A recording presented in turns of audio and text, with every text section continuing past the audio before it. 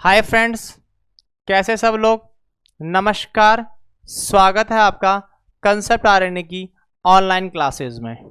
Last class में हमने family planning को समाप्त कर दिया था। सारे के सारे इंपॉर्टेंट बुलेट्स डिस्कस कर लिए थे और कहा था नेक्स्ट क्लास में मिलेंगे बेहद इंपॉर्टेंट क्लास के साथ में। और वह आज वाली क्लास है जिसमें हम एमसीएच केयर के बारे में डिस्कस करेंगे। एमसीएच केयर अपने आप में सब कुछ बयां करता है, जिसमें पूरे जच्चा बच्चा की केयर आती है। हालांकि इसमें बहुत सारे ऐसे टॉपिक्स हैं जो पीडियाट्रिक और ऑब्स्टेट्रिक में मैच करते हैं।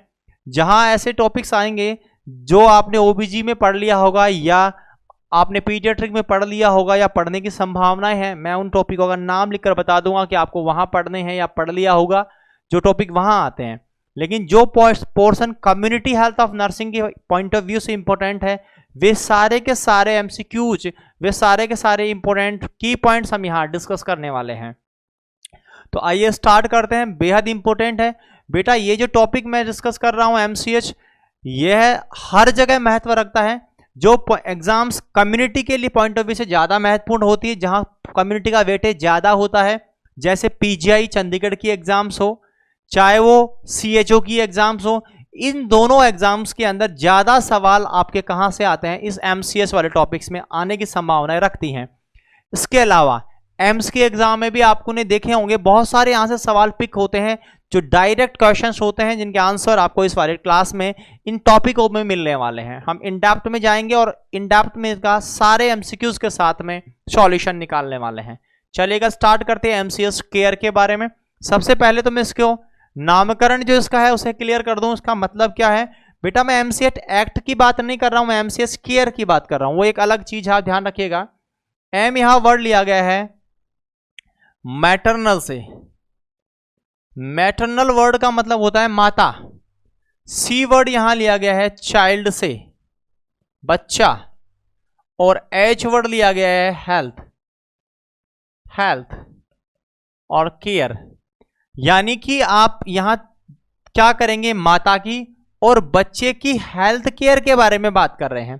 पहले हम माता के बारे में बात करेंगे, बोले तो इंट्रानेटल, प्रीनेटल और पोस्टनेटल। क्लियर है, तीनों केयर के बारे में बात करने वाले हैं एमसीएस केयर के अंतर्गत ही।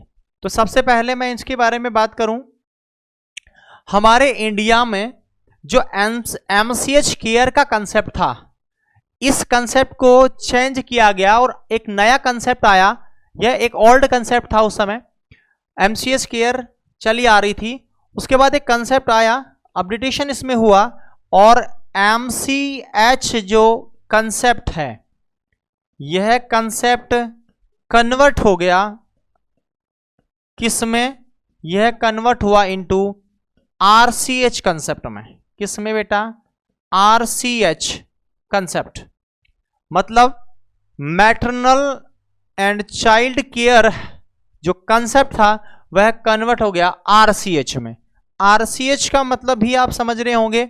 आरसीएच का मतलब क्या हो गया, तो आप समझेंगे reproductive and child, reproductive and child, reproductive and child health. Clear है, इसका मतलब है रिप्रोडक्टिव एंड चाइल्ड आरसीएच। और एमसीएच में बता चुका क्या मतलब हुआ। यह एक वर्ड लिया गया है मैटरनल, हालांकि इसका मतलब भी अपने आप में कुछ हद तक यही होता है, मातृत्व। मदर का मतलब प्रेगनेंसी से रिलेटेड हो गया, लेकिन थोड़ा और कंफ्यूजन यहां क्लियर हो रहा है। रिप्रोडक्टिव का मतलब इन द सेंस है द चाइल्ड बियरिंग एज। तो रिप्रोडक्टिव एंड चाइल्ड हेल्थ के अंदर थोड़ा एक ब्रॉड कंसेप्ट ले लिया गया और इसके अंदर सब चीजों को इंक्लूड कर दिया गया है रिप्रोडक्टिव एंड चाइल्ड हेल्थ के अंतर्गत। इसमें केवल वर्ड था मैटरनल मतलब प्रेगनेंसी से रिलेटेड, और इसमें आरसीएस में थोड़ा ब्रॉड टर्म ले लिया, रिप्रोडक्टिव पूरा वर्ड ले लिया गया है एंड चाइल्ड हेल्थ। क्लियर है, बातें लगभग सिमिलर सी हैं। तो कंसेप्ट चेंज हुआ कब, एमसीएच कंसेप्ट वर्ड जो था या कंसेप्ट था ये कन्वर्ट हो गया आरसीएच में। कब सुनिएगा, अगर मैं इसकी बात करूं, वर्ड की बात करूं, किसकी बारे में बात करूं बेटा, वर्ड। संसार में यह काम तो हुआ 1995 में, मतलब एमसीएच जो कंसेप्ट था पूरे संसार में आरसीएच कंसेप्ट में बदल गया 1995 में। लेकिन मेरा देश महान भारत, इंडिया की मैं बात करूं, आपको पता ही होगा हम लेत लतीफी में ही जीते हैं और किसी चीज के लिए कोई ना कोई अच्छा दिवस भी चुनते हैं। तो यह दिवस भी बहुत अच्छा है, 15 अगस्त चुना गया 1997 में, मतलब 2 साल का इंतजार करवा दिया। और हमने भी, भारतवर्ष ने भी इस एमसीएच कंसेप्ट को आरसीएच कंसेप्ट के रूप में अडॉप्ट कर लिया। मतलब बोले तो अभी जो कंसेप्ट चल रहा था वो कौन सा था, पहले एमसीएच फिर आ गया आरसीएच कंसेप्ट, मतलब आरसीएच का कंसेप्ट आ गया। इस कंसेप्ट में क्या बातें हो गई बेटा, आरसीएच कंसेप्ट के अंतर्गत 15 अगस्त 1997 में भारत ने एमसीएच कंसेप्ट को आरसीएच कंसेप्ट के रूप में एक्सेप्ट कर लिया। लेकिन यहीं तक नहीं रहा इसका कारवा, और आगे बढ़ता रहा। और जो नया कंसेप्ट आया है वह नया कंसेप्ट क्या बोलता है, वह नया कंसेप्ट अब जो आरसीएच का कंसेप्ट है यह भी ट्रेंडिंग है, बदल रहा है। स्पेशली मैं इंडियन स्टैंडर्ड की बात करूं तो हम यहां पर कुछ अलग अलग नामों से पुकार रहे हैं। आपने कुछ एक नया टॉपिक भी पढ़ा होगा, RMNCH+A। आपने कुछ सिलेबस देखे होंगे, स्पेशली जो CHO के सिलेबस आते हैं उन सिलेबस में ये पर्टिकुलर टॉपिक होता है, वो कंफ्यूज करके रखता है। इसका मतलब यही है, अब जो नया आरसीएच कंसेप्ट है उसे हम एक दो और नामों से जानते हैं। उन नामों में पहला नाम यही है RMNCH+A, रिप्रोडक्टिव, आर का मतलब, एन का मतलब आर, एम यानी मैटरनल, एन यानी न्यूबॉर्न, CH यानी चाइल्ड हेल्थ, और प्लस ए का मतलब अडोलसेंट हेल्थ। एक साथ बनाकर एक नया कंसेप्ट बना दिया। तो इसी कंसेप्ट को थोड़ा और ब्रॉड कर दिया। इसी के नाम, इसके एक और नाम है मैटरनल चाइल्ड ट्रैकिंग सिस्टम, इसी को बोलते हैं पेरेंट चाइल्ड ट्रैकिंग सिस्टम। तो ये कुछ और नए कंसेप्ट ऐड हो गए हैं, धीरे धीरे अपडेटेशन चल रहा है इस फील्ड में, और कुछ नए नए जो कंसेप्ट है वो ऐड होते जा रहे हैं। तो इनिशियल में एमसीएच था, फिर आरसीएच आ गया। अब आगे चलते हैं, आरसीएच के बाद वाले पॉइंट्स देखिएगा। जो मैंने तीनों नाम आपके सामने बताए वो आपके तीनों हम बात करेंगे। ये जो न्यू कंसेप्ट है आपका आरसीएच वाला, यह इनमें कन्वर्ट हो गया है। जो नाम मैं बता रहा हूं आरसीएच कंसेप्ट, यह है, यह भी चेंज हो रहा है न्यू कंसेप्ट में। किसमें? न्यू कंसेप्ट में। और वे जो न्यू कंसेप्ट है बेटा, वो न्यू कंसेप्ट मैं आपके सामने बता रहा हूं, इनको इन नामों से जाना जाता है। ये न्यू कंसेप्ट हैं, नाम देखिएगा क्या क्या बोल रहे हैं। सबसे पहला है RMNCH+A, जो मैंने बताया। बहुत सारी जगह ये आपको पर्टिकुलर टॉपिक के रूप में मिलेगा, बच्चे कंफ्यूज हो जाते हैं, कोई नई चीज है, नहीं नई नहीं है, it is a new concept of RCH. देखिएगा क्या कहता है ये, इसका मतलब, इसका अगर आप पर्टिकुलर एक एक वर्ड पे जाएंगे, आर यहां वर्ड लिया गया है रिप्रोडक्टिव से, पहले भी था रिप्रोडक्टिव आरसीएच में, तो यह रिप्रोडक्टिव हो गया। दूसरा एम मैटरनल से लिया गया, बता पहले भी था ये तो मैटरनल। तीसरा एन वर्ड लिया गया है न्यूबॉर्न से, बच्चे में थोड़ा सा डिफरेंशिएशन कर दिया, न्यूबॉर्न। फिर CH+A है ये, तो जो CH वर्ड है इसका मतलब है चाइल्ड हेल्थ, तो चाइल्ड एंड एक साथ बोले तो अडोलसेंट हेल्थ। ए वर्ड लिया गया है अडोलसेंट हेल्थ से, अडोलसेंट हेल्थ, अडोलसेंट हेल्थ। आप देखिएगा यह इसकी फुल फॉर्म है RMNCH+A, रिप्रोडक्टिव। बेटा फुल फॉर्म पे सवाल आ सकता है, न्यू ट्रेंड है ये, कंफ्यूजिंग नहीं होना है। Reproductive, maternal, newborn, child and adolescent health, मतलब इन सब की हेल्थ के बारे में बात हुई, एक बात नहीं हो रही। थोड़ा सा और ब्रॉड कर दिया ना, देखो रिप्रोडक्टिव जोड़ दिया, मैटरनल जोड़ दिया, न्यूबॉर्न जोड़ दिया, चाइल्ड जोड़ दिया, अडोलसेंट जोड़ दिया, सब कुछ आ गया, मतलब इसके अंदर एवरीथिंग। बच्चा आ गया, माँ आ गई, जब मतलब न्यूबॉर्न का मतलब बिल्कुल होता हुआ, फिर चाइल्ड आ गया, अडोलसेंट आ गया, और फिर रिप्रोडक्टिव पीरियड और माँ दोनों आ गई, सब कुछ ऐड कर दिया इसमें। फिर आ गया MCH, यह इसी का साइनोनिमस है, इसको इस नाम से भी जानते हैं, ये तीनों कंसेप्ट इसके हैं, आप इसको इस नाम से भी और इस नाम से भी जानत हैं। MCTS की फुल फॉर्म क्या है? इसको बोलते हैं मैटरनल, या कुछ लोग इसे मदर भी बोल देते हैं, मदर। C बोले तो चाइल्ड, T बोले तो ट्रैकिंग सिस्टम। तो इसे हम किस नाम से जान रहे हैं बेटा? मैटरनल या मदर चाइल्ड ट्रैकिंग सिस्टम के नाम से जान रहे हैं। एक और वर्ड आया PCTS, इसका मतलब हो गया पेरेंट, पेरेंट, C का मतलब चाइल्ड, T का मतलब ट्रैकिंग और S का मतलब सिस्टम।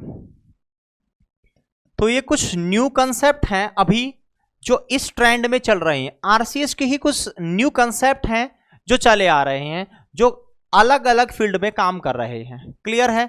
मतलब आप ऐसा कह सकते हैं कि RCS के ही एक्सटेंशंस हैं ये, उसी का बढ़ावा है ये।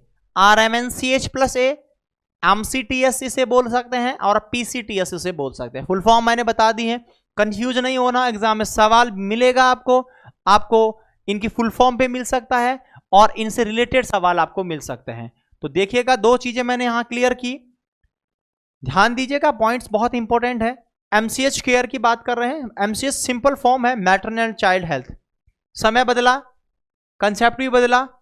बात करें RCH, MCH कंसेप्ट कन्वर्ट हो गया RCH में, यहां एक थोड़ा बढ़ा दिया गया, रिप्रोडक्टिव ले लिया गया था, यहां केवल मदर थी, यहां रिप्रोडक्टिव ले लिया गया, और वर्ल्ड में 1995 में और इंडिया में 15 अगस्त 1997 में कंसेप्ट आ गया। समय और बदला और कंसेप्ट फिर बदल गए, एक नया कंसेप्ट आ गया RCS के बाद में भी, उसमें 3 कंसेप्ट मैंने बताए जो आपके रेड पेन से आपके सामने अंकित हैं, RMNCH+A, MCTS और PCTS। नाम मैंने बता दिया इनका फुल फॉर्म, ये और ज्यादा ब्रॉड पार्ट है जो कवर हो रहा है किसके अंतर्गत बेटा?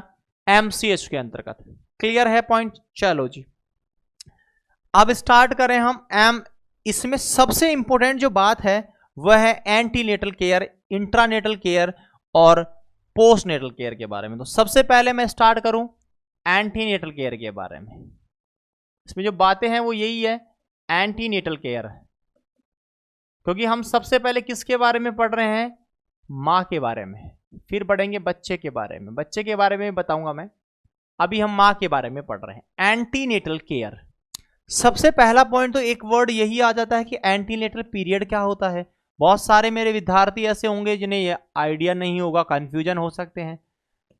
एंटीनेटल पीरियड बहुत सारी जगह एक सवाल मिल जाता है, जैसे ESIC की एग्जाम्स रही हो, रेलवे की एग्जाम हो, CHO की एग्जाम हो, वहां सवाल मिल सकता है एंटीनेटल पीरियड बताओ जी। अब बताना है आपको एंटीनेटल पीरियड कहां से होगा। कुछ लोग बोलेंगे पैदा होने से लेकर डिलीवरी तक का, कुछ लोग कंफ्यूज हो जाएंगे कि कंसेप्शन से लेकर डिलीवरी हो जाने तक का समय है। लेकिन क्या बात है, एग्जैक्ट देखिएगा, जहां महिला प्रेगनेंसी कंसीव कर लेती है वहां से लेकर जब लेबर शुरू होता है वहां तक का पीरियड एंटीनेटल कह रहता है। डिलीवरी हो रही है, लेबर चल रहा है, वह नहीं है, वह इंट्रानेटल है, याद रखिएगा। तो एंटीनेटल का मतलब क्या हो जाएगा? इसका मतलब होगा पीरियड फ्रॉम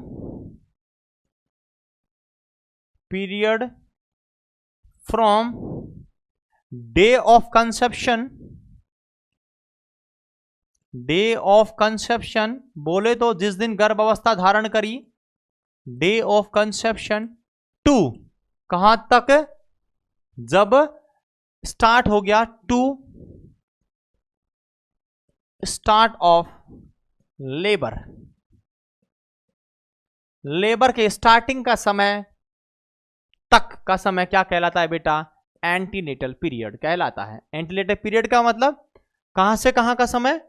जब कंसेप्शन कंसीव किया महिला ने वहां से लेकर लेबर तक का, मतलब पूरी प्रेगनेंसी 9 महीने वाली, पूरा प्रेगनेंसी का ड्यूरेशन इसमें आता है एंटीनेटल में। बहुत महत्वपूर्ण है, क्योंकि यहां अगर आपने ठीक कर लिया, पूरा 9 महीने अच्छे से निकाल दिया, तो फिर संभावनाएं कम होती है आगे कॉम्प्लिकेशन की। तो बहुत क्रूशियल टाइम है ये एंटीनेटल केयर। बहुत सारी केयर हमें यहां करनी पड़ेगी, बहुत सारे ध्यान हमें यहां रखना पड़ेगा।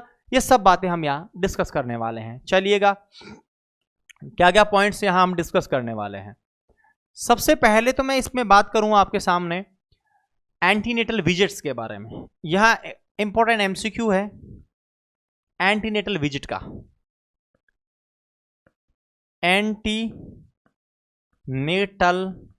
विजिट, एक कंफ्यूजन भी रहता है, वो मैं आपके सामने दूर करूंगा, देखिएगा। एंटीनेटल विजिट्स, एंटीनेटल विजिट, अगर मैं एक ऑथेंटिक बॉडी की बात करूं अकॉर्डिंग टू WHO, अगर हम वर्ल्ड हेल्थ ऑर्गेनाइजेशन की बात करें, किसके बारे में बात करें, according to WHO, according to World Health Organisation, तो इन्होंने क्या कहा, मिनिमम कितने होने चाहिए, सुनिएगा, 4 होने चाहिए। मिनिमम कितने, 4। किसने कहा, WHO ने। कितने होने चाहिए, 4। कब कब होने चाहिए, देखिएगा, समय भी दिया है WHO ने। पहला दिया है 16 वीक पर होने चाहिए, फर्स्ट कब होना चाहिए, 16 वीक पर। दूसरा कब होना चाहिए, तो बोला 28 वीक पर। तीसरा कब होना चाहिए, तो बोला 32 वीक पर। तीसरा 32 वीक पर। चौथा 36 वीक पर। 16 वीक, 28 वीक, 32 वीक और 36 वीक, 4 होने चाहिए मिनिमम। मैं नहीं बोल रहा, WHO। कुछ अलग ट्रेंड्स हैं, वो अलग बताऊंगा मैं आपको, कुछ कंफ्यूजन रहता है यहां। यह अकॉर्डिंग टू द WHO है, मिनिमम 4। अगर यही वर्ड आ जावे मैक्सिमम कितने, अधिकतम कितने, तो बेटा फिर 11 से 15 जाते हैं। 11 से 15 क्या क्राइटेरिया है 11 से 15 का, वो भी बताते हैं।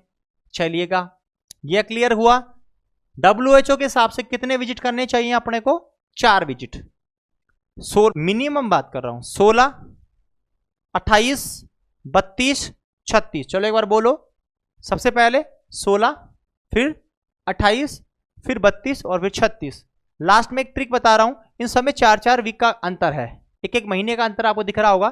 जैसे 7वां महीना, 8वां महीना, 9वां महीना, 7 चौक 28, 9 8 चौक 32, 9 चौक 36। तो सबके अंदर कितने महीने का गैप है आपका, 7 महीने, 8 महीने और 9वें महीने। जो पहला विजिट है वह लिया गया 4 मंथ पर, 4 मंथ 4 चौक 16, चौथे महीने पर पहला विजिट है अकॉर्डिंग टू द WHO। तो कैसे याद रखेंगे, टोटल 4 होते हैं, तो पहला 4वें महीने पर ही है, 4th मंथ पर, तो 16वें पर। फिर सबके अंदर गैप जो आने वाला है वह लास्ट से आपको काउंट करना है, हर महीने में एक करते हैं। तो 9वें महीने में एक, 8वें महीने में एक और 7वें महीने में एक। क्लियर है, और पहला चौथे महीने पर याद रह जाएगा आपको, क्योंकि कंफ्यूजन रहता है कि यार कौन से वीक कब तक याद करते रहेंगे। तो कैसे याद करेंगे कि टोटल, ये तो याद रहता है कि मिनिमम कितने विजिट, तो 4 विजिट, तो पहला कब कर देंगे, चौथे महीने में कर लेंगे। चौथे महीने बोले तो 7 चौका आपका 4, चौथे महीने, और एक महीने में कितने वीक, 4 वीक, 4 चौक 16 वीक हो गया। उसके बाद टोटल जो कर रहे हैं उसमें लास्ट के महीने में हम एक एक महीने पर एक एक करते हैं। तो 9वें महीने में एक, यानी 9 चौक 36, 8वें महीने पर एक, 8 चौक 32 और 7वें महीने में एक, यानी 7 चौका 28। क्लियर हुआ पॉइंट। चलो मैक्सिमम की बात कर लेते हैं। मैक्सिमम विजिट बताता हूं मैं। मैक्सिमम कितना बताया मैंने, 11 से लेकर 15 हो सकता है, एवरेज 13 मानते हैं।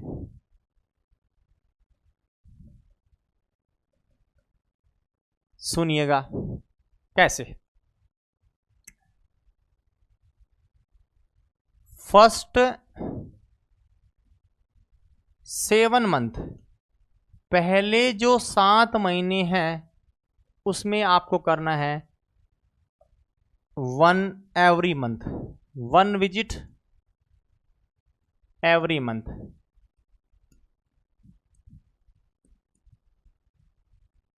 हर महीने कितनी विजिट करनी है? 1।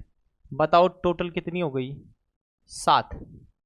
पहले 7 महीने में हर महीने 1 विजिट, तो टोटल कितनी हो गई? 7। चलिएगा फिर 8वें महीने में, इन 8th मंथ, 8वें महीने में आएगी तो आपको 15 दिन में 1 करनी है। ईच विजिट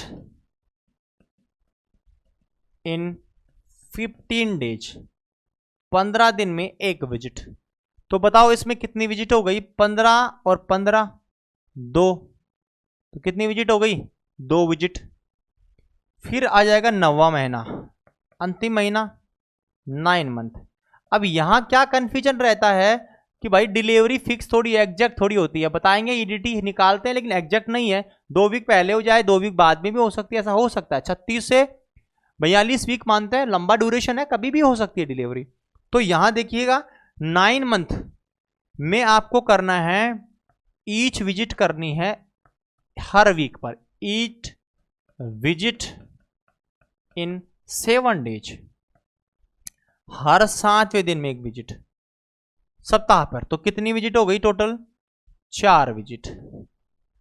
4 हो गई, सप्ताह 4 हो जाएंगी। इसका मतलब टोटल कितनी विजिट हो जानी है? 7 और 2 9, 9 और 4 13। इसलिए मैंने बताया एवरेज कितनी? 13।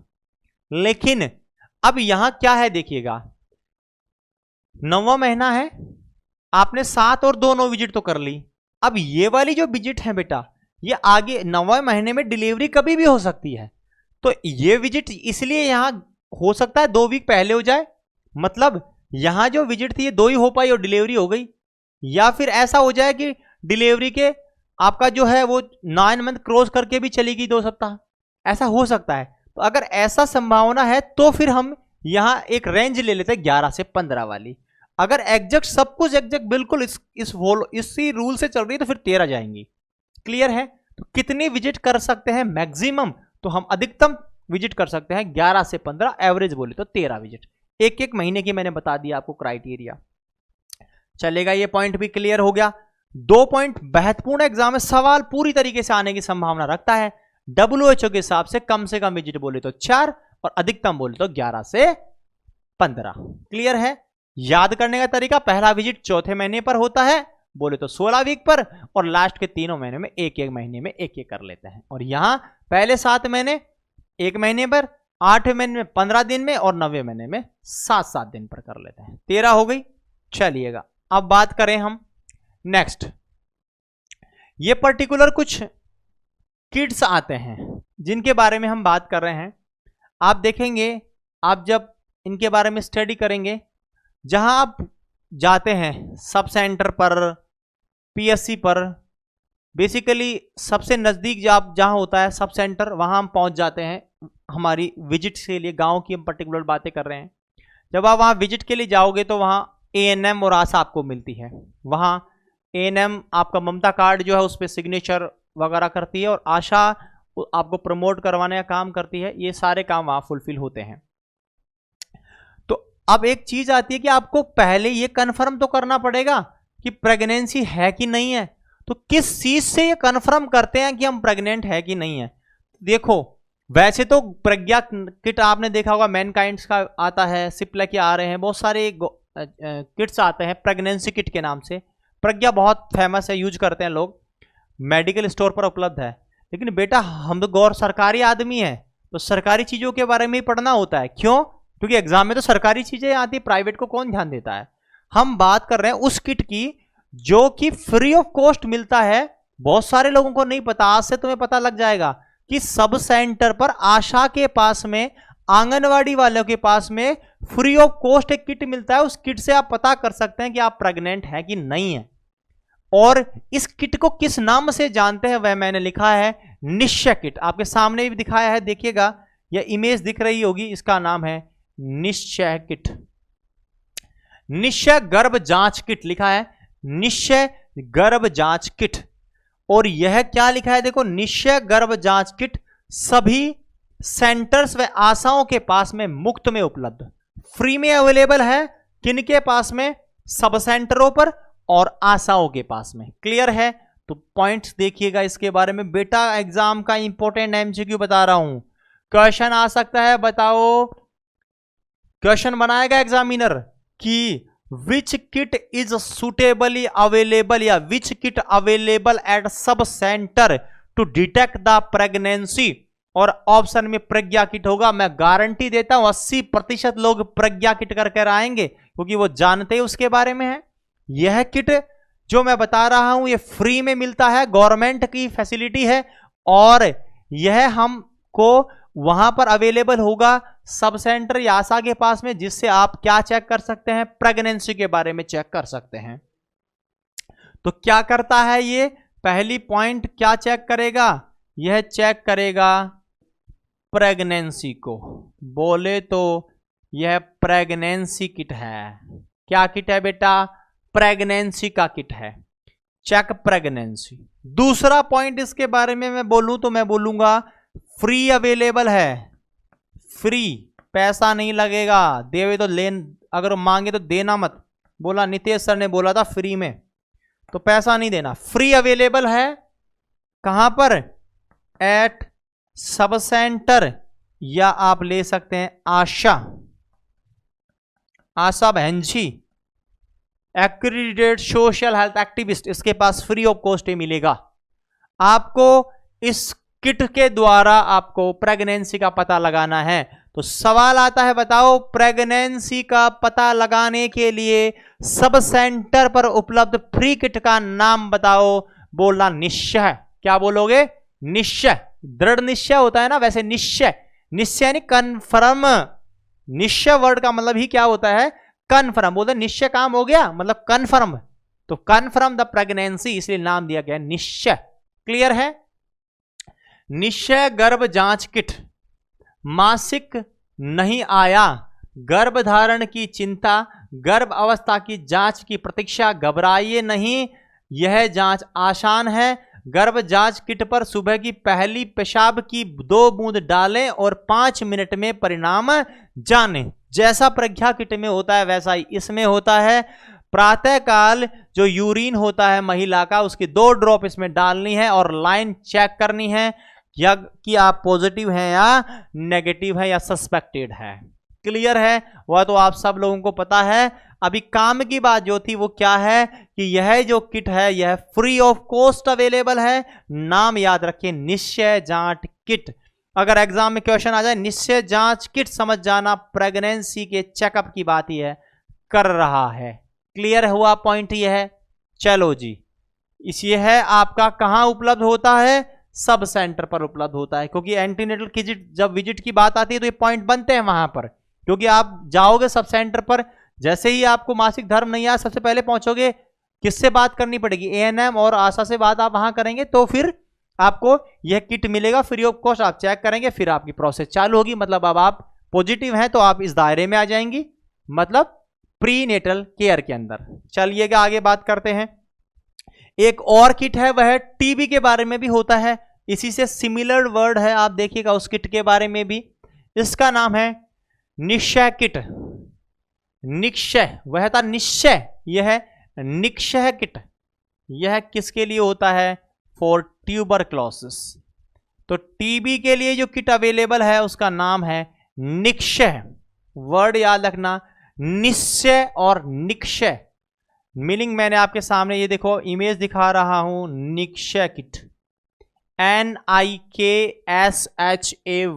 निश्चय किट। ये इमेज दिख रही होगी, डॉट्स की इमेज है। डॉट्स बोले तो टीबी के लिए काम में आने वाली दवाइयां। और web way solution for non touching TB patients, जो नॉन आपके मॉनिटरिंग टीबी पेशेंट्स होते हैं, वेब बेस्ड सॉल्यूशंस हैं फॉर मॉनिटरिंग टीबी पेशेंट्स, यानी टीबी पेशेंट को मॉनिटर करने के लिए जो किट काम में ले रहे हैं वह है निश्चय किट। दोनों पॉइंट क्लियर हो गए होंगे। निश्चय किट डिलीवरी प्रेगनेंसी को कंफर्म करने के लिए और टीबी को कंफर्म करने के लिए निश्चय किट। इमेज भी दिखा दी है ताकि कंफ्यूजन नहीं होए। निश्चय और निश्चय क्लियर है पॉइंट। चलिएगा और क्या बात करेंगे हम, और एक बात पॉइंट और हम बात करते हैं, वह आता है ईडीटी का point. EDT expected date of delivery, सभी लोग जानते हैं इसके बारे में, ऑब्स्टेट्रिक में पढ़ा भी होगा आपने ईडीटी के बारे में। क्या होता है ईडीटी, तो बताना है एक्सपेक्टेड डेट ऑफ डिलीवरी। आपकी संभावित डेट क्या है डिलीवरी की, कब आप मातृत्व सुख प्राप्त करेंगे, कब आपको माता बनने का सुख प्राप्त होगा, यह कहलाता है ईडीटी। यह किसके द्वारा दिया गया था, तो नेग्लिस के द्वारा, साइंटिस्ट थे नेग्लिस, उनके द्वारा एक फॉर्मूला दिया गया था। उस फॉर्मूला से हम क्या निकालते बेटा, ईडीटी निकालते हैं। फॉर्मूला यहां लिख रहा हूं, क्या फॉर्मूला है, इसमें निकालते LMP last menstrual period plus 9 month, 9 महीने जोड़ देते हैं, प्लस 7 डेज, 7 दिन। इससे आप आपकी क्या निकाल लेते हो, ईडीटी निकाल देते हो। तो यह पॉइंट भी आता है आपके यहां पर, ऑब्स्टेट्रिक में भी आता है ये पॉइंट, क्योंकि हम बात किसकी कर रहे हैं बेटा, एंटीनेटल केयर्स के बारे में। तो ये वो पॉइंट है जो आपको एंटीनेटल केयर के बारे में बताते हैं। डिलीवरी कब होगी, एंटीनेटल विजिट में लिखेगी ईडीटी आपको कि ईडीटी क्या होगा, एलएमपी क्या है, लास्ट मेंस्ट्रुअल पीरियड कब था, डेट क्या है उसकी, फिर आपको पूछा जाएगा, फिर वो कैलकुलेट करके तुरंत बता देगी आपकी एक्सपेक्टेड डेट ये रहने वाली है, यानी इस दिन पर ये वीक पूरे होंगे। सब कुछ आपको ममता कार्ड बनाकर दे दिया जाएगा और उसमें सारा विवरण इसका रहने वाला है। आपका राजस्थान जो है यहाँ पर ममता कार्ड चलता है, इसमें सारे विवरण यहाँ रहता है। तो दोनों किट और ईडीटी की हमने बात की। क्या क्या पॉइंट अभी तक हमने डिस्कस किए बेटा, इसके अंदर देखिएगा। सबसे पहला मैंने बात किया आपको कंसेप्ट के बारे में। सबसे पहला किसके बारे में बात की, कंसेप्ट। तो पुराना कंसेप्ट एमसीएच, फिर मैंने कन्वर्ट करा दिया आरसीएच में। फिर न्यू कंसेप्ट 3 बता दिए मैंने आपको, RMNCHI +1 और MCTS और PCTS कंसेप्ट। फिर हम कहाँ आ गए, एंटीनेटल केयर पर आए, विजिट्स मैंने बताए, पीरियड होता है वो बताया, कौन सा पीरियड को एंटीनेटल पीरियड बोलोगे, कंसीव से लेकर लेबर स्टार्ट होने तक का समय। विजिट जो होता है एंटीनेटल विजिट, WHO के हिसाब से मिनिमम बताए 4, ट्रिक बता दी याद करने की, मैक्सिमम 11 से 15, इनका भी विवरण दे दिया है। फिर किट बताए जो सब सेंटर पर फ्री ऑफ कॉस्ट अवेलेबल है, निश्चय किट और निश्चय दोनों बताया। निश्चय जो है वह गर्भावस्था के लिए है, चेक करने के लिए, और निश्चय जो है वह किसके लिए होता है, ट्यूबरकुलोसिस के लिए। और ईडीटी की बात भी कर लिए, एक्सपेक्टेड डेट ऑफ डिलीवरी कैसे निकालते हैं। सारे पॉइंट्स क्लियर हुए। अब क्या बात करनी चाहिए हमें इस आपके जो प्रीनेटल पीरियड है उसकी केयर से रिलेटेड। तो बेटा हमें यहां क्या करना पड़ेगा, अब हमें एडवाइस करनी पड़ेगी, हमें कुछ टीचिंग करनी पड़ेगी महिला को कि इस पूरे पीरियड में कंफर्म हो गया, निश्चय से कर लिया आपने कि प्रेगनेंसी है, क्या बातों का ध्यान रखेगी महिला, कब सोना चाहिए, कितने घंटे सोना चाहिए, रेस्ट करना चाहिए नहीं करना चाहिए, एक्सरसाइज कब करनी चाहिए, इंटरकोर्स कौन से महीने में करना चाहिए, कौन से महीने में नहीं करना चाहिए, सब बातें इनकी केयर में आने वाली हैं। तो इनके बारे में हम बात करने वाले हैं। चलो स्टार्ट करते हैं हमारी केयर्स के बारे में। क्या क्या केयर कर सकते हैं, एडवाइस क्या क्या दे सकते हो आप देखिएगा। जो भी महिला प्रेग्नेंट है, कंफर्म हो गया, सबसे पहले आपकी एडवाइस होगी एक्सरसाइज और रेस्ट के रिगार्डिंग। बहुत सारी पॉइंट्स मैं कवर करूंगा, इनमें क्या क्या पॉइंट स्पेशल है वो बताएंगे एमसीक्यू के हिसाब से। हाइजीन को आपको कवर करना है, ब्रेस्ट चेंजेस के बारे में बताना है, ड्रेसिंग सेंस के बारे में बताना है, और ट्रैवलिंग और सेक्सुअल इंटरकोर्स के बारे में बताना है। तो ये वे पॉइंट हैं। स्पेशली मैं बात करूं तो ये 5 मुद्दे, पहला, दूसरा, तीसरा, चौथा और 5वां, इन 5 मुद्दों पर आपको एजुकेशन देना है उस महिला को जो प्रेगनेंसी कंसीव कर चुकी है, गर्भावस्था धारण कर चुकी है, उसका एंटीनेटल पीरियड चल रहा है। एक नर्स कर्मी होने के नाते आपका परम कर्तव्य बनता है कि इन सारे टॉपिकों पर आप उसे सलाह दें, क्योंकि बेचारी एक महिला जो गर्भावस्था धारण करी है उसके बहुत सारे कंफ्यूजन उसके माइंड में रहेंगे। वो जो होने वाले परिवर्तन है, हर महीने परिवर्तन होते हैं, उनसे कंफ्यूज रहती है।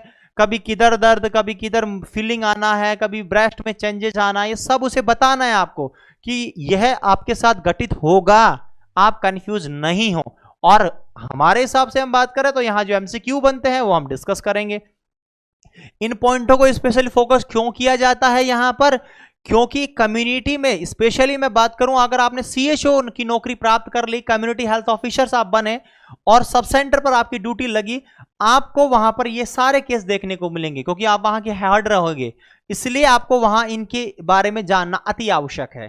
तो चलिएगा इन सारे पॉइंटों को हम डिस्कस करते हैं। एम्स के एग्जाम में भी ये सारे क्वेश्चंस आने की संभावनाएं रखते हैं। तो सबसे पहले हम स्टार्ट करें इन पॉइंटों पे ही। एक पॉइंट तो मैं आपको बता दूं, जैसे क्वेश्चन आपके सामने आया कि WHO का पहला विजिट कब है, तो आपने बोला 16 वीक। तो यहां कुछ एमसीक्यू मैं आपको बनाकर एक कंफ्यूजन क्लियर कर देता हूं। अगर आपको मिले कि बुकिंग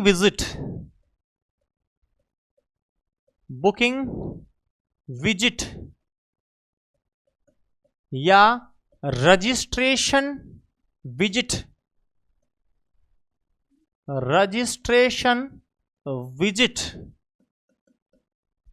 परफॉर्म्ड एट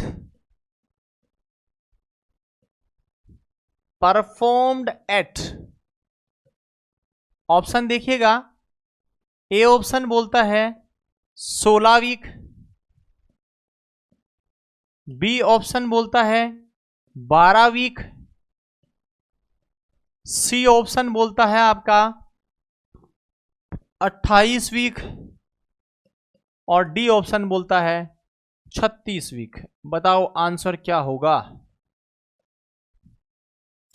बहुत सारे विद्यार्थी बोलेंगे, सोचेंगे, स्टूडेंट सोच रहे होंगे कि पहली विजिट 16 पर थी तो 16 होना चाहिए, WHO ने पहले विजिट 16 पे रखी है।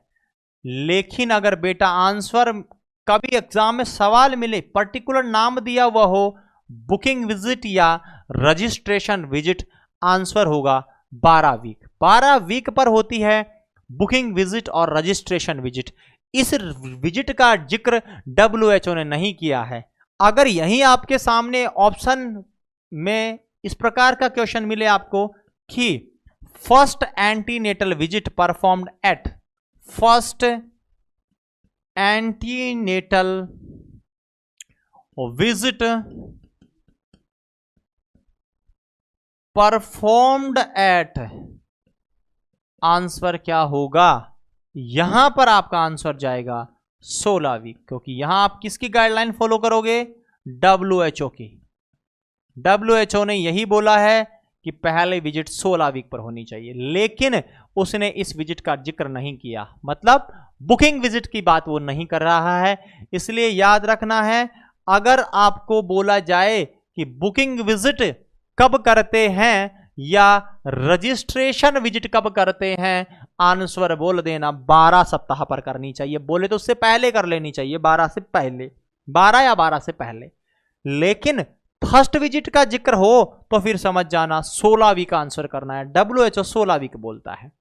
चलिएगा, अब मैं बात करूं क्या क्या पॉइंट आपको ध्यान रखने हैं फर्स्ट विजिट में। देखिएगा, यहां हम बात करेंगे फर्स्ट विजिट के बारे में। फर्स्ट विजिट बोले तो पहली विजिट जो आप कर रहे हैं उसमें क्या क्या चीजें होनी चाहिए। देखिएगा, यहां पर इंपॉर्टेंट पॉइंट्स हम बता रहे हैं। पहला एमसीक्यू, मेन या important nursing, main important nursing responsibility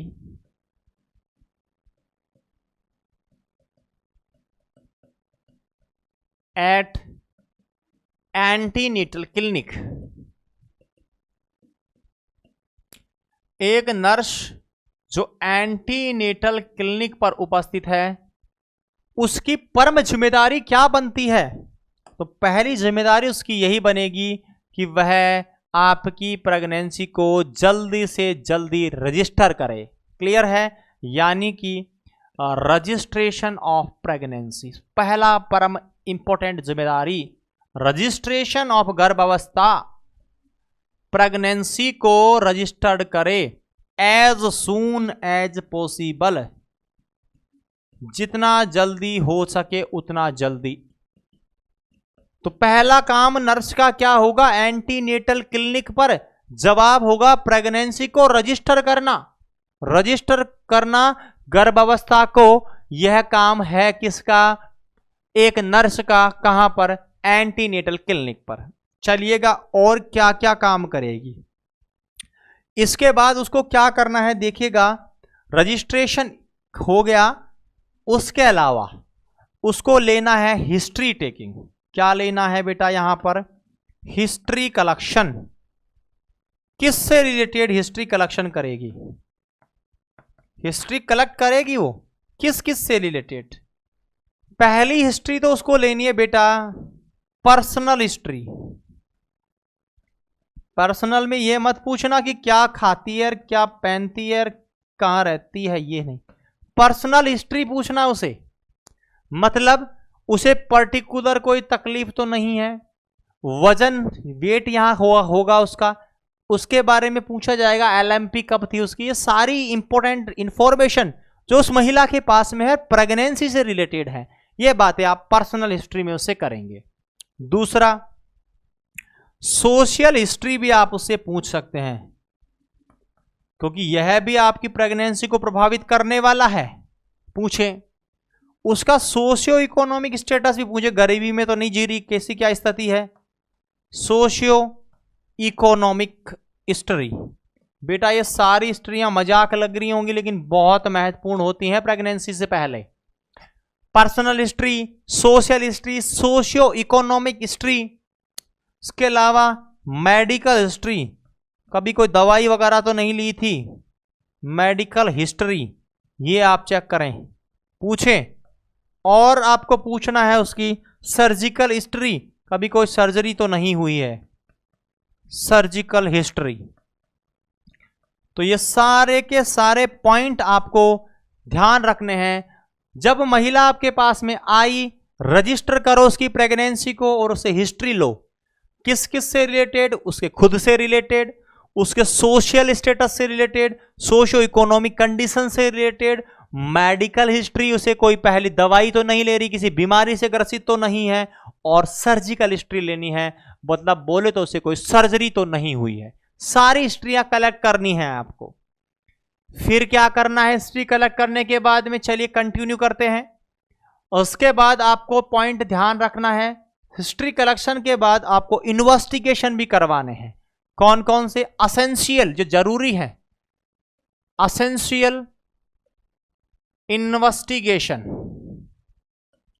आप कुछ जरूरी जांचें भी करवा सकते हैं महिला की। क्या क्या जांचें करवाओगे देखिएगा। असेंशियल में आप उसका ब्लड ग्रुपिंग करवा सकते हैं कि भाई उस महिला का ब्लड ग्रुप क्या है, बहुत सारों को पता नहीं होता, ब्लड ग्रुपिंग चेक करवा लीजिएगा। आप चाहें तो उस महिला का HIV टेस्ट करवा सकते हैं। आप चाहें तो उस महिला का हीमोग्लोबिन B वायरस टेस्ट करवा सकते हैं। उस महिला का हीमोग्लोबिन हेपेटाइटिस B और हेपेटाइटिस C वायरस टेस्ट आप उसका करवा सकते हैं। हेपेटाइटिस B की जांच करवा ली, हेपेटाइटिस C की जांच करवा ली, HIV की जांच करवा दी, ब्लड ग्रुपिंग की आपने जांच करवा दी। ये सारे टेस्ट ऐसे हैं जो आप करवा सकते हैं। इसके अलावा ब्लड टेस्ट करवा सकते हैं आप, उसका यूरिन टेस्ट करवा सकते हैं। ये सारे वे टेस्ट है बेटा जो किसी संभावित कॉम्प्लिकेशन से बचा सकते हैं आपको। महिला आ गई आपके पास में, आप इन टेस्टों के द्वारा उसकी क्या चीज का पता करेंगे? कहीं ना कहीं आप चाहते हैं कि वह हाई रिस्क प्रेगनेंसी में तो नहीं है, इनका आइडेंटिफिकेशन आप कर सकते हैं। यही तो उद्देश्य है हमारा एंटीनेटल विजिट क्यों कर रहे हैं? हम ये चाहते हैं कि यह 9 महीने का समय आसानी से गुजरे और आसानी से खिलखिलाता बच्चा पैदा हो जाए, यही तो चाहते हैं हम। इसलिए इन सारे टेस्टों का आप इन्वेस्टिगेशन आप वहां करवा सकते हैं ताकि किसी होने वाली संभावित समस्या का निदान आप कर सके। क्लियर है जी पॉइंट? ठीक है, ये सारे पॉइंट आपको ध्यान रखने हैं। उसके बाद और क्या करना चाहिए? एसेंशियल इन्वेस्टिगेशन आपने करवा दिए। उसके बाद आपको एक सबसे महत्वपूर्ण पॉइंट यहां देखो, टीकाकरण बहुत जरूरी है, इम्यूनाइजेशन करना पड़ेगा भाई। गर्भावस्था में आई है महिला तो गर्भावस्था में टीका तो लगाना पड़ेगा। अब बताओ कौन सा टीका गर्भावस्था में लगता है? अरे यो क्यों देख रहे हो मेरी तरफ? पढ़ा दिया तुम्हें इम्यूनाइजेशन है। इम्यूनाइजेशन में बताया था कि गर्भावस्था में टीटी का इंजेक्शन लगाते हैं, तो यो क्यों देखने की बात, आंसर आना चाहिए क्या? टीटी लगाते हैं। तो इम्यूनाइजेशन में कौन सा टीका लगाओगे आप? टीटी लगा देंगे, टिटनस टॉक्सोइड। आते ही लगा दो टीटी फर्स्ट, टीटी फर्स्ट लगा दिया जाएगा गर्भावस्था में। अब यहां पर जब एंटीनेटल विजिट में आई है, गर्भावस्था धारण कर कर आई है, टीटी फर्स्ट तोहफे में मिल गया, उसको दे दिया तुमने। कितना ml देते हैं बेटा? तो 0.5 ml देते हैं। कहां दोगे? तो बताना है, डेल्टॉइड में दे देंगे, डेल्टॉइड में दे दिया जाएगा। IM रूट से ये लग जाता है। कब देना है? जब आ जाए हमारे पास में तभी दे देंगे। तो as soon as possible, as soon as possible. जब महिला आपके पास पहुंचे और बोले कि सर मिठाई खा लो, मैं गर्भावस्था धारण कर ली, मतलब बेटा आपको समझ जाना है कि वह महिला आपको मिठाई खिला रही है। आप भी बोल दो मैडम आप मिठाई खिलाओ, साथ में टीटी भी लगवा के जाओ, क्योंकि आपने प्रेगनेंसी कंसीव कर ली है। तो आप यहां उसे तोहफे में टिटनस का इंजेक्शन लगा देना जैसे ही पहुंचे। क्लियर है? टीटी फर्स्ट की बात कर रहा हूं। अब एक पॉइंट यही टीटी से रिलेटेड है। क्या है पॉइंट? अगर महिला ने जो प्रेगनेंसी कंसीव करी है अभी, वह पुरानी प्रेगनेंसी के 3 साल पहले ही कर ली, मतलब अब से पहले जो प्रेगनेंसी हुई थी वो 3 साल पहले हो गई थी, और फिर दोबारा प्रेगनेंसी रिसीव कर ली 3 साल के पहले ही, और पहली बार उसने दोनों टीके लगवाए थे, तो अब उस समय इस समय उसको टीटी का फर्स्ट नहीं लगेगा, एक ही डोज लगेगी और वह होगा टीटी बूस्टर। क्या लगेगी बेटा? TT booster. क्लियर है? तो टीटी का जिक्र हम कर चुके हैं। एक टीटी फर्स्ट मैंने बता दिया, दूसरा यही बता देता हूं, टीटी सेकंड लगेगा। कब लगेगा? यह लगेगा after 4 week of TT first. TT first की जो पहली डोज थी उसके एग्जैक्ट 4 सप्ताह बाद आपको क्या लगा देना है बेटा? TT second. लेकिन एक पॉइंट मैं बता रहा हूं, नोट लिखाकर बता रहा हूं, याद रखना, आप भी नोट बना लेना कि if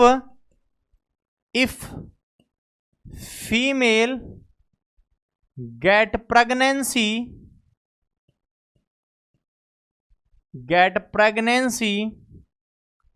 within 3 years of previous pregnancy, पहली प्रेगनेंसी के 3 साल के अंदर अंदर दूसरी बार भी गर्भावस्था धारण कर ली। क्लियर है? If female get pregnancy within 3 years of previous pregnancy with a history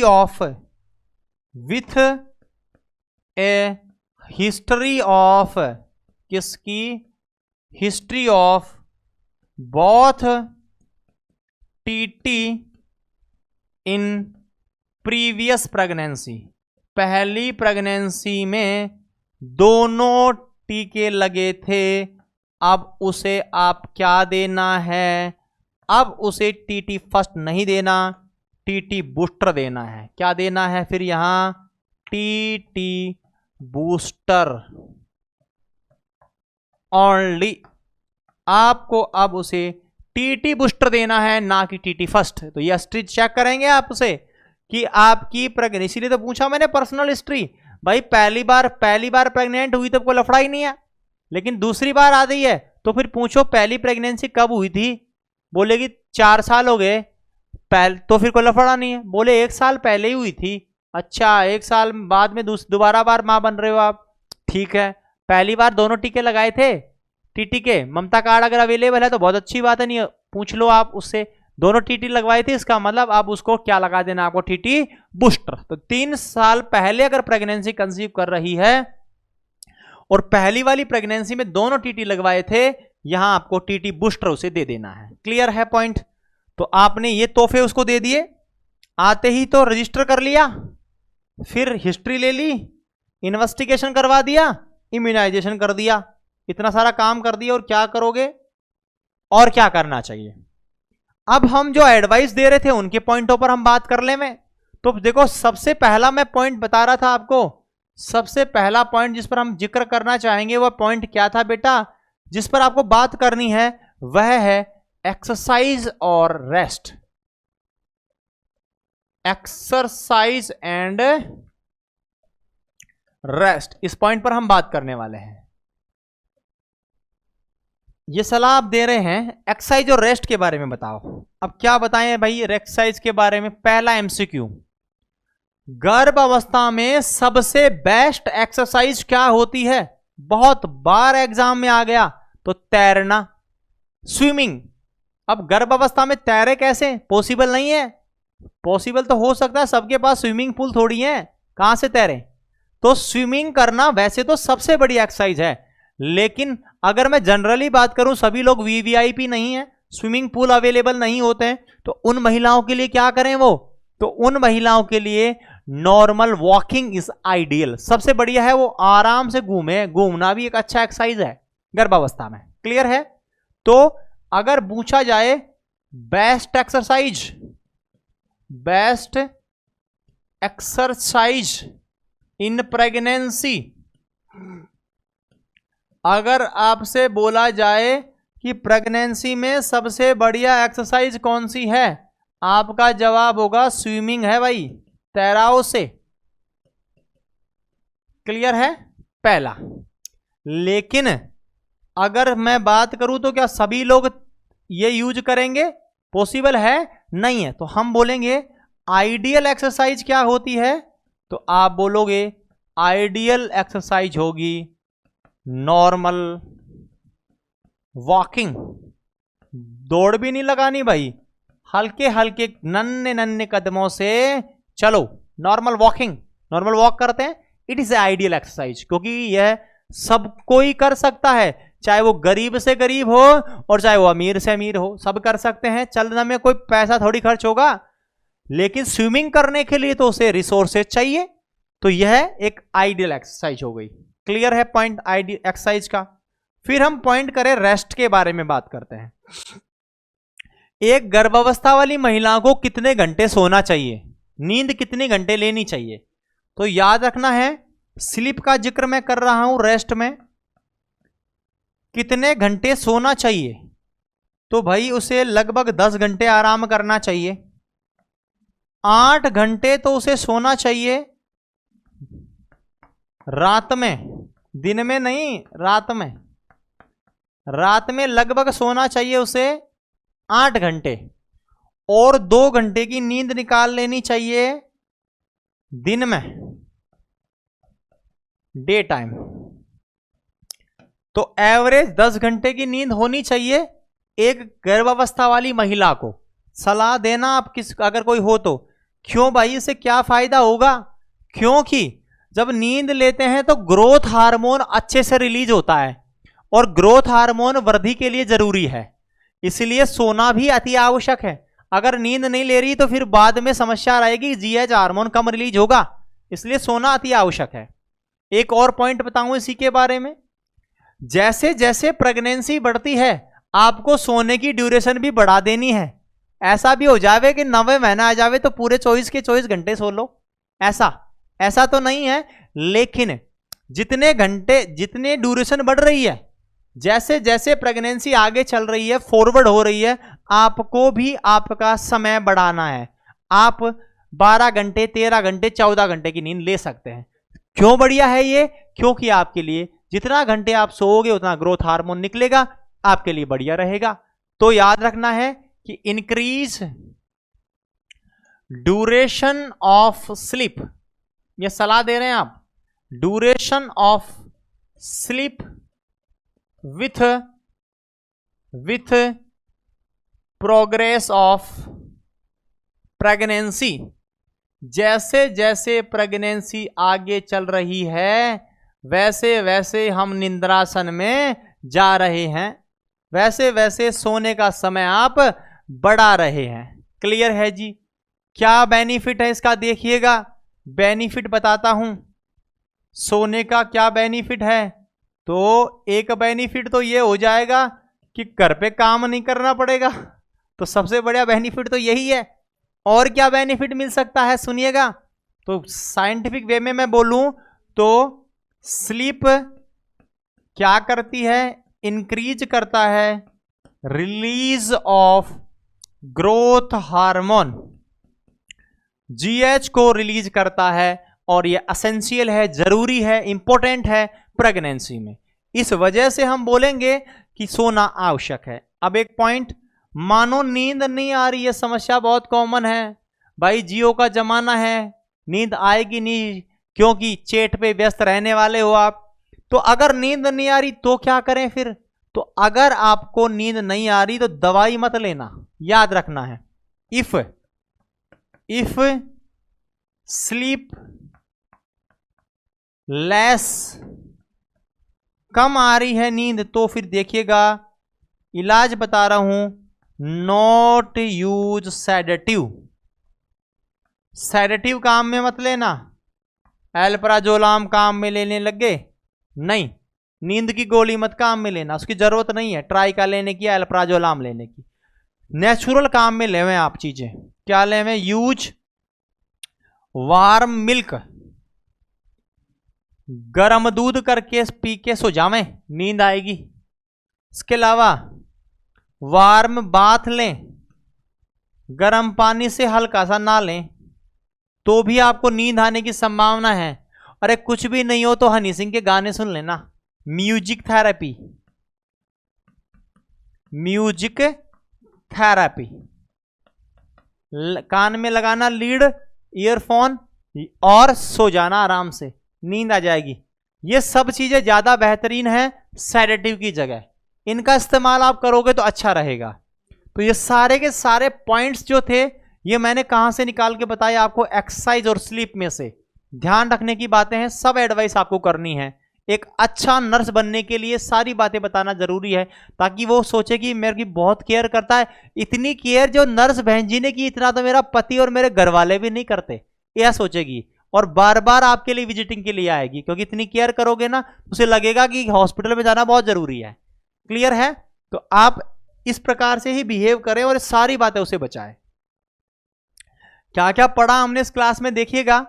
MCS से स्टार्ट करें हैं बेटा, इंपॉर्टेंट क्लास ईयर थी, इसमें हमने कंसेप्ट के बारे में बात कर लिया। एमसीएस का कंसेप्ट आरसीएस में कब कन्वर्ट हुआ, वर्ल्ड में और इंडिया में। 15 अगस्त का दिन याद रखना है, 1997 इंडिया के लिए। फिर न्यू कंसेप्ट में सबसे इंपॉर्टेंट ये पॉइंट जो है आजकल ट्रेंडिंग में है, इस पॉइंट को हमने डिस्कस कर लिया है, RMNCH प्लस A। इसको मैं अलग से भी कुछ की पॉइंट्स बताऊंगा आपको जब मैं प्रोग्राम्स के बारे में बात करूंगा उस समय। इसके अलावा इसी का नाम MCTCH और PCTS। क्लियर है? इसके बाद एंटीनेटल केयर पर आ गए थे, विजिट्स की बात की, मिनिमम 4, मैक्सिमम 11 से 15 और एवरेज 13। यह किट इंपॉर्टेंट है, कुछ MCQ बन सकते हैं, यहां से बोनस अंक मिल सकता है, और ये वो क्वेश्चन है जो आप ही करके आने वाले हो, याद रखिएगा। निश्चय है, दूसरा निश्चय है किट टीबी के लिए। एडवाइस में एक पॉइंट हमने क्लियर कर लिया है, एक्सरसाइज एंड रेस्ट वाला। बाकी सारे पॉइंट्स नेक्स्ट क्लास में डिस्कस करने वाले हैं हम इन्हें। इसके अलावा मैंने एक पॉइंट्स और डिस्कस किए हैं, बुकिंग विजिट का। ये कंफ्यूजन रहता है विद्यार्थियों में, बुकिंग विजिट को फर्स्ट विजिट समझ बैठते हैं, अलग चीज है, फर्स्ट विजिट अलग है, बुकिंग विजिट अलग है।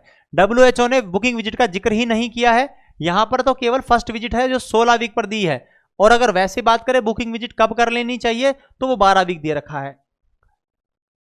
फर्स्ट विजिट में क्या क्या बातें हैं, मेन नर्सिंग रेस्पॉन्सिबिलिटी क्या बताई, रजिस्टर करो, हिस्ट्री कलेक्शन आप कर सकते हैं, असेंशियल इन्वेस्टिगेशन आप कर सकते हैं, इम्यूनाइजेशंस के बारे में आपको मैंने बता दिया, ये पॉइंट्स आपको ध्यान में रखना है। इम्यूनाइजेशन में टीटी मैंने बताया, पूरा विवरण से आपको लगाना है। यहाँ एक्सरसाइज में सबसे बेस्ट एक्सरसाइज स्विमिंग होती है, आइडियल पूछे तो नॉर्मल वॉकिंग हो जाएगी। नींद कितने घंटे, 8 घंटे स्लीप दिन नाइट में, 2 घंटे दिन में। इससे क्या बेनिफिट हो रहा है ये मैंने बताया। जैसे जैसे आपकी प्रेगनेंसी आगे जा रहेगी आपको नींद को बढ़ाता रहना है। ये सारे पॉइंट्स हैं जो आपको ध्यान में रखने हैं फर्स्ट विजिटिंग के दौरान। क्लियर है? नेक्स्ट क्लास में मिलेंगे। रिमेनिंग पोर्शन के साथ में बोले तो जो मैंने आपको 5 मुद्दे बताए थे उनमें एक मुद्दे पे ही बात हो पाई है, एक्सरसाइज और रेस्ट पर। 4 मुद्दे और पेंडिंग हैं जिन पर हम बात करने वाले हैं नेक्स्ट क्लास में। उसके अलावा हम बात करने वाले हैं एनर्जी रिक्वायरमेंट, जहां से बहुत सारे क्वेश्चन क्रैक होते हैं। कितनी एनर्जी चाहिए, प्रेगनेंसी में कितनी बढ़ाते हैं, लैक्टेशन में कितनी बढ़ाते हैं, नॉर्मल सैनिटरी वर्क महिला को कितना चाहिए, हैवी वर्क को कितना चाहिए, सारे पॉइंट्स हम डिस्कस करेंगे। कैल्शियम के पॉइंट्स डिस्कस करेंगे, फॉलिक एसिड के पॉइंट डिस्कस करेंगे। ये सारे पॉइंट हम नेक्स्ट क्लास में डिस्कस करने वाले हैं इस पर्टिकुलर पॉइंट को लेकर, बोले तो एएनसी को लेकर। क्लियर है? आज क्लास में इतना ही, मिलते हैं नेक्स्ट क्लास में रिमेनिंग पोर्शन के साथ में।